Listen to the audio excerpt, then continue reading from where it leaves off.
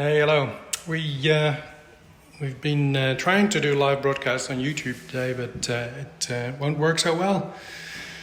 Maybe because we're in a shielded environment, but windows aren't blocked yet, so we should be able to get a signal out. But it's not wanting to, so I'm just making you a separate recording. I'll just post it as I'm doing this, sort of unedited. So. This extensive renovation, basically rebuild, we've shielded the bedrooms. So we've got our T98 geovital shielding paint on the wall. The painter has already started putting the primer back over the top to hide the black. So just as a ceiling panel that'll look like normal painted wall soon. And so today we're doing the mesh. So I'll make some videos with more specific sort of instructions, but the key is, of course, to try and space them out in a way that's economical, so you get the most reach, and you're trying to keep as many pieces connected. So, for example, here we were very lucky that the width GPA is a meter wide. It was just wide enough to keep connected on this very end there, and so this piece is still connected to that piece, which is great, so that when you ground it on one end, everything's grounded. Now, because we're building here, everything's open. The skirting boards still need to go on, which allows us to hide the grounding tape in the paint, and also strapping easy. So we're actually going to run a second strapping on the end just to pin it down, keep it in place. But because we knew that we were going to put mesh down, the grounding tape from the T98 paint, we extended that onto the floor, so we can also ground that strapping over there. This is that strapping, by the way. So this comes from us. It's a very bendable strapping. I know you can find similar things in the hardware store, but they're very hard to actually work with. Where this makes life very easy. So that's what I was sort of up to now. So I was putting the strapping there on the edge.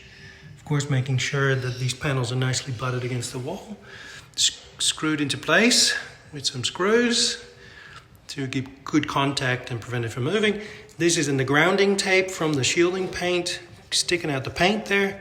And so there we're going to make contact with the strapping, and might put a screw through it just to make sure it stays. And that brings ground to these panels. And so when we have electric fields, which inevitably, of course, you're going to have from the wiring that sits underneath us, that those electric fields are led away.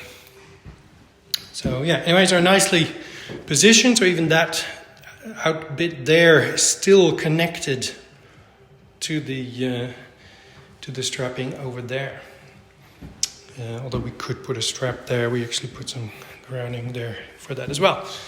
So, in case you haven't seen yet, these are just some offcuts that we can possibly repurpose in the other room. And those are just bits of waste. So this is the other bedroom then, all now done. So the floor is a little bit rough, so I've actually I'm just lending sort of a hand today in return for which I can show you guys this stuff. The client was commenting, by the way, that a lot of builders, people that come through the house because they're sort of managing the renovation themselves. They're talking to a lot of people, and most he says it's surprising that most actually say, "I've heard of this stuff. I've never seen it sort of being put into place, but I'm considering it." Or I would be open to it. So that's good that that awareness is growing. So here we've cut into a little bit so we can extend a little bit into this area. We probably have enough spare stuff that we can fill this out a little bit. We'll talk to the client if they want to do that. Would be good to at least have one more strip there. Right, and so anyway, so this floor needs to be made a bit more smoothly. So I've just put the panels in for them. They can just pull them up and then put them back in place when they're ready to do all that. And anybody can do that themselves. You don't specifically need me or one of our consultants for this. You can easily do that yourself.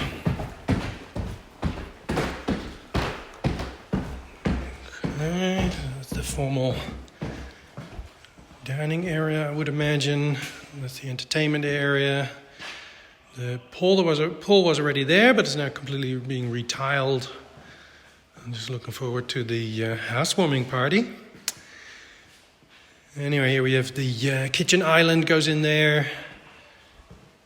And more of the kitchen workbenches, and back there is where the laundry will go, I think. These are all the floor panels. Always good to, of course, go for floor panels and not carpet. Carpet is one of the most unhealthiest things you can put on the floor. Cool, and then here's the master bedroom. So all shielded with T98 paint. We can still see the last bucket here. And so all grounded around the walls. Because the edging is still going to go through over the door openings, we've got the tape actually going around, which you wouldn't do in an existing home, but we can do here. And then also the walk-in robe is also shielded, because we've got these big openings here too, of course, and this was the site where the phone towers are, so best to put some more protection in place. And so the next step here is then to put the mesh in. So we'll start with the outer edges, so we can get around those extending walls, let's say. And then I'm going to leave, and I'm going to let the client do the rest. All right, cool. Hope you found this interesting. If you want to know more, visit radiationfreebuilding.com. Lots of information there. Of course, we have a GeoVital YouTube channel. And we do need your help with sharing this content. So make sure you subscribe and hit the notification bell so you can keep being posted when we have something new. And please share it with others, because it seems to get harder and harder to get this sort of important content in front of people so they can contemplate doing this themselves. All right, if we can assist you on your project, we'd be delighted to be involved. All right, see you next time.